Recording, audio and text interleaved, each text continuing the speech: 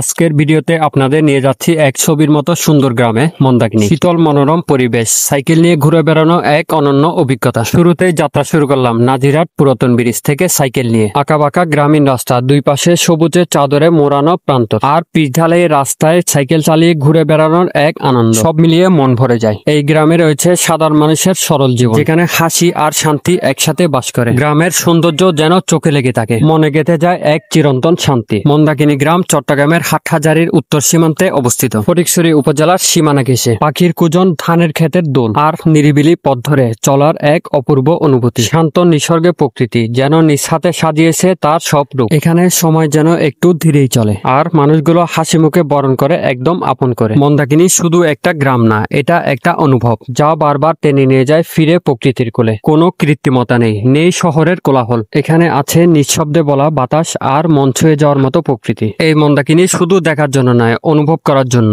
সব সৌন্দর্য এক ভিডিওতে তুলে ধরা যায় না, তবে যতটুকু সম্ভব তুলে ধরার চেষ্টা করেছি।